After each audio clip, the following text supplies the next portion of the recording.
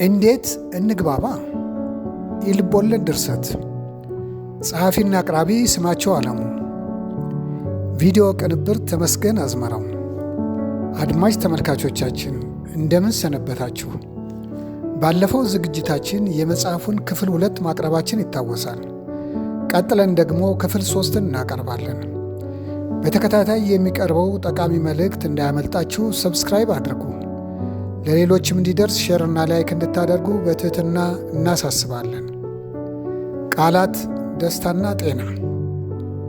ቃላት ደስታና ጤና ለብዙ ሰው በቀላሉ ልብ ለማለት የሚያስቸግር ረቂቅ እና ጥብቅ ቁርኝት አላቸው። በንግግር ወይም በጽሑፍ ውስጥ ለጆሮና ለስነ ልቦና ጥዑም የሆኑ ቃላት ስሜትን በማነቃቃት የደስታ ምንጭ ይሆናሉ።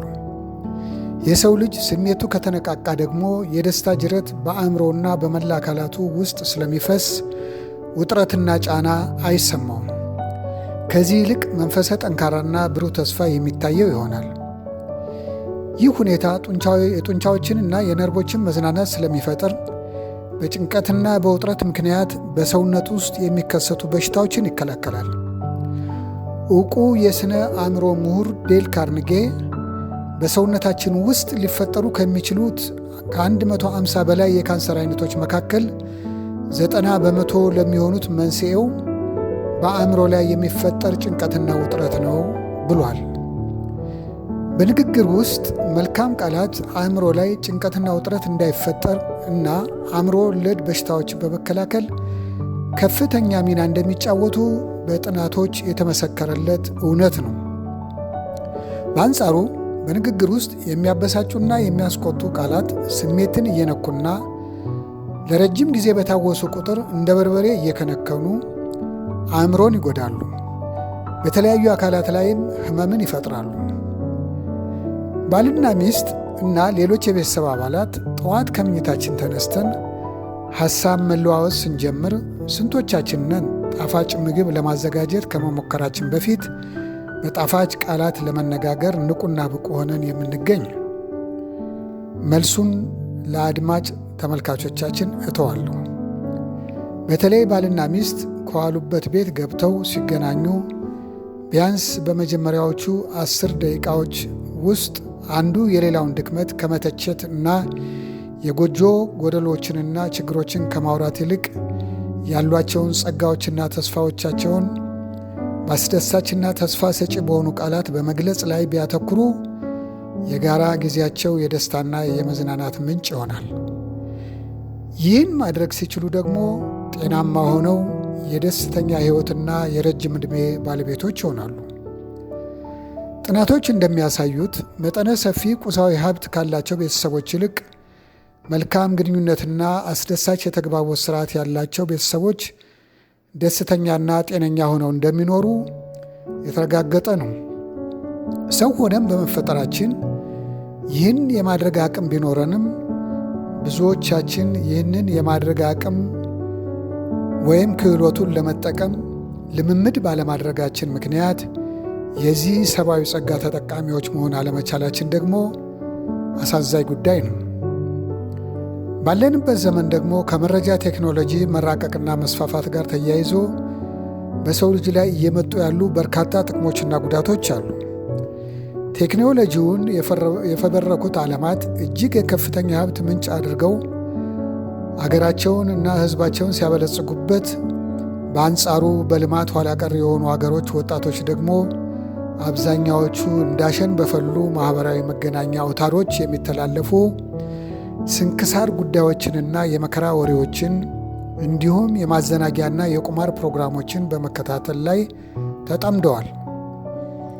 ዘርፉ ለብዙ ሺህ ሰዎች የገቢ ምንጭና መተዳደሪያ በመሆኑ በርካታ ውሸቶችና ሊታመኑ የማይችሉ ኩሸቶች በስፋት እንዲሁም የቁማር መስመሮች ተዘርግተውበታል፣ ይተላለፉበታል። 7ኛው ሰማይ ላይ ሄጄ ሚካኤልን አግኝቸው ተወያየን ከሚል ነጭ ውሸት ጀምሮ ሕዝብንና ወገንን የሚሳደብና የሚያንቋሽሽ ጋጠወጥ ንግግርን ከመስማት የበለጠ ምን የሚያም ነገር ሊኖር ይችላል? እንዲህ አይነት ወሬዎችን በየጊዜው መስማት ለጤንነት አደገኛ ከመሆኑም በላይ በገንዘብና በጊዜ መቀለድ ነው። በእምነት፣ በጤና፣ በሕይወት ክህሎት፣ በወሲብ፣ በተቃራኒ ጾታዎች ግንኙነት ስም ብዙዎቹ የውሸት ፈጠራዎች የሆኑ ለአእምሮ የሚሰቀጥጡ በአዶቤ ፎቶሾፕ ቅንብር እርቃናቸውን የሚወጡ እንስቶችን ራሳቸውን ድመት፣ ውሻ፣ አንበሳ፣ ፈረስ፣ ሰይጣን አስመስለው እየሳሉ በአእምሮ ላይ ፍርሃትን የሚጭሩ ተስፋ የሚያስቆርጡ ምስሎችንና ወሬዎችን፣ ስርጭቶችን ይከታተላሉ። እነዚህን ሐሰተኛና ነውረኛ መረጃዎችን ማየት ደግሞ በድግግሞሽ ብዛት በራስ ጤና ላይ አደጋ መጋበዝ ነው። ሕሊናው የሚሠራ ሰው መቼም አጭበርባሪ፣ ውሸትና ጋጠወጥ መረጃዎችን አይቶ ወይም ሰምቶ አይናደድም ለማለት ያስቸግራል ወይም ዘበት ነው። ንዴት ደግሞ የጤና ጠንቅ ነው። እነዚህ የውሸትና የማታለል ፈጠራ ሥራዎች የሕፃናትን የአእምሮ እድገት ከእውነታ ጋር በማጋጨትና እውነታን በመደበቅ በዘላቂነት ይጎዳሉ። በዚህ ጊዜ የተገኘው ሁሉ ወሬ ወደ አእምሯቸው የሚሰበሰቡ ሰዎች መጨረሻቸው በውጥረትና ጭንቀት መጠመድ ስለሚሆን የዚህ አሳዛኝ የረጅም ጊዜ ሂደት ፍጻሜ ደግሞ ካንሰርን ጨምሮ በልዩ ልዩ አእምሮ ወለድ በሽታዎች መጠቃትና ለስቃይና ሞት መዳረግ ነው። ለዚህ ችግር መድኃኒቱም የመገናኛ አውታሮችን መምረጥና ወስኖ ለአጭር ጊዜ ብቻ መጠቀም መቻል ነው። ሳቅ ትልቅ የደስታና የመዝናናት ምንጭ ስለሆነ ከአንገት በላይ ሳይሆን ከልብ ከአንጀት ለመሳቅ የሚያስችሉ ሁነቶችንና ታሪኮችን ለማየትና ተጠቃሚ ለመሆን ጥረት ማድረግም ለጤና እጅግ ጠቃሚ ነው። ትህትና ገላጭ ቃላት ሰዎች አንድ አይነት በጎ ነገር እንዲሰሩልን ወይም እንዲፈጽሙልን በምንፈልግበት ጊዜ በትህትና መጠየቅ ወይም ሰዎች የመብት ጥያቄ ለሚመለከተው አካል ሲያቀርቡ በትህትና ምላሽ መስጠት ታላቅ ችሎታ ነው። ትህትና ገላጭ ቃላት ሲባል እባክህ፣ እባክሽ፣ እባክዎ ብታመጣልኝ፣ ብትተባበረኝ፣ ብታስተካክልኝ፣ ብታውሰኝ ወዘተ ማለት ናቸው። ነገር ግን ይህን አድርግ፣ ይህን አምጣ፣ ይህን ስጠኝ፣ ይህን ስጥ ወዘተ እያል ብናዘዛቸው ሰዎች ብዙውን ጊዜ ፈቃደኛ አይሆኑም።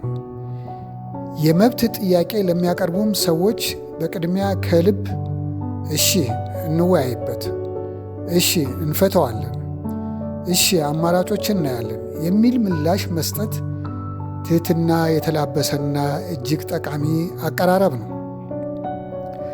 ለጥያቄዎቻቸው ትህትና የጎደለውና ጉልቤ በሚመስል መልኩ ዋ አርፈ ተቀመጥ፣ አይቻልም፣ ለምን እንዲህ አይነት ጥያቄ ታቀርባለህ ወዘተ የሚል ምላሽ ከተሰጡ ሰዎች እልህ ወደ መጋባትና መካረር ደረጃ ስለሚሸጋገሩ ቀጥሎ ብዙ አስከፊ ውጤቶች ሊከሰቱ ይችላሉ። በቀላሉ ሊመለሱ የሚችሉ የመብት ጥያቄዎች ግዙፍና አደገኛ ውጤቶችን ያስከትላሉ። በማንኛውም ጊዜ የምንፈልገውን ስንጠይቅ ወይም ሰዎች ጥያቄ ሲያቀርቡልን ንግግራችን ወይም የሐሳብ ልውውጣችን በትህትና ቢሆን አብዛኛውን ጊዜ ውጤቱ አዎንታዊ ይሆናል። ጥያቄዎችም በሰላማዊ መንገድ መፍትሄ ያገኛሉ። ግንኙነታችን ፍጹም ሰላማዊ ይሆናል። ምክንያቱም የሰው ልጅ ትእዛዝ አዘል አቀራረብን ወይም እምቢኝ የሚል የጉልቤ ምላሽን ነው የማይወድ እንጂ ከመነሻው የክፋት መንፈስ ከሌለበት በትህትና የሚሸነፍ ፍጡር ነው ይባላል። ራስን ዝቅ ወይም ቀረብ በማድረግ ትህትና በተላበሱ ቃላት ሰዎችን ማነጋገር ሲበዛ ጠቃሚና አስተዋይነት ነው። ዴል ካርኔጌ ሳስቸግርህ ቅር ይለኛል፣ እባክሽ፣ እባክህ ብትረዳኝ ቅር ይልሃል ወዘተ እያሉ ሐሳብን የመግለጽ ልምድ የዕለት ከዕለት ማኅበራዊ ግንኙነታችንን ከማሳመሩም በላይ የጨዋነት ምልክት ነው ብሏል። ትህትና የማስተዋልና የሰለጠነ አእምሮ ውጤት ነው። አባቶች ፍሬ የያዘ ዛፍና ዕውቀት ያለው ሰው አንገታቸውን የደፉ ናቸው ይላሉ። በአንጻሩ ቁንጽል ዕውቀት ያላቸው ወይም ራሳቸውን አዋቂ ያስመስለው ለማሳየት የሚጥሩ ሰዎች ግን ሰውን የሚያዋርዱ የሚያንጓጥጡና ለተጠየቁት ጥያቄ በስርዓት መመለስ የማይችሉ ሆነው ይታያሉ። እነሱ ያሉት ወይም ያሰቡት ካልሆነ ደግሞ ባላቸው አቅም ሁሉ ሰዎችን ለመጉዳት ይሰራሉ። ጃፓኖች በጣም ስልጡን ሕዝቦች ናቸው። በዓለም ላይ ደግሞ እንደ ጃፓኖች አይነት ትሁት ማህበረሰብ የለም ነው የሚባለው። በስልክ እያወሩት ላለ ግን ለማያቸውና ሌላ አገር ለሚገኝ ሰው እንኳ የሚሰግዱ ናቸው ይባላል። ሰው የእጁን አያጣም እንደሚባለው ሰዎችን በትህትና ብናነጋግራቸው ወይም ብንጠይቃቸው እነሱም በትህትና ይቀበሉናል ወይም የተጠየቁትን ለመፈጸም በጎ ፈቃድ ያሳያሉ። እዚህ ላይ ሁለት የግል ገጠመኞችን ለታዳሚዎች ለመግለጽ ወደድኩ። ቀደም ባሉት ዓመታት ውስጥ ገቢዎች ቢሮ ውስጥ ለአጭር ጊዜ በሠራሁበት ጊዜ አንድ ቀን አንድ አዛውንት ቢሮዬ ውስጥ ገቡ። ከመቀመጫዬ ተነስቼ በአክብሮት እንዲቀመጡ ጋበዝኳቸው። ከዚያም የመጡበትን ጉዳይ ጠየቅኳቸው። የመጡበት ጉዳይ ግብር ከአቅሜ በላይ ተጥሎብኛል በሚል አቤቱታ ለማቅረብ መሆኑን ገልጸውልኝ ወዲያው እንባ ተናነቃቸው። በዚህ ጊዜ በመጀመሪያ እኔ የምሰራበት ክፍል የግብር አወሳሰን ክፍል አለመሆኑን ገልጬላቸው ቅሬታቸውን ለግብር አወሳሰን መምሪያ በደብዳቤ እንዲያቀርቡና ችግራቸውም ሊፈታ የሚችል መሆኑን ቀለል አድርጌ በትህትና አስረዳኋቸው። ከዚህ በኋላ ሰውየው ቆሞ መረቁ። አሁን ከፍተኛ ደስታ ተሰምቶኛል፣ ብሩን ተበድሬም ቢሆን ብከፍል አይቆጨኝም በማለት በእጅጉ አመስግነው ወጡ። የእኔ ሚና በትህትና ማስተናገድና ችግራቸው ቀለል ብሎ እንዲሰማቸው ማድረግ ብቻ ነበር። ነገር ግን በዚህ አቀራረብና ስርዓተ ተግባቦት ሰውየው ከፍተኛ እርካታ ተሰምቷቸው ነበር። በቅርቡ ደግሞ ከአዲሱ ገበያ ወደ ሱሉልታ መስመር ሚዛን ድረስ ለመጓዝ ፈልጌ ሚዛን የሚል ታክሲ አጣሁ። በዚህ ጊዜ 20 ብር የሚከፈልበትን ጉዞ 30 ብር ለመክፈል ወስኜ ሱሉልታ በሚጠራው ታክሲ ውስጥ ገባሁና ረዳቱን የምወርድ ሚዛን ነው ግን 30 ብር እከፍልሃለሁ ስል በትህትና ጠየቅኩት። ፈጥኖ ጋሼ ግቡ አለኝ። ሂሳብ በሚሰበስብበት ጊዜም 30 ብር ሰጠሁት። ትንሽ ሲያስብ ቆየና ጋሼ ትርፍ ብር ከሰጡ ልመልስልዎት ሲል ጠየቀኝ። እየቀለደ መሰለኝና ደስ ይለኛል ብዬ ፈገግ አልሁ። ወዲያውኑ 10 ብር አውጥቶ ሰጠኝ። መጀመሪያ ስገባ ላሳየሁት ትህትና ትልቅ ዋጋ እንደሰጠው ገባኝ። በመጨረሻም አመስግኘው ወረድኩ። የትህትና ዋጋ እንዲህ ነው።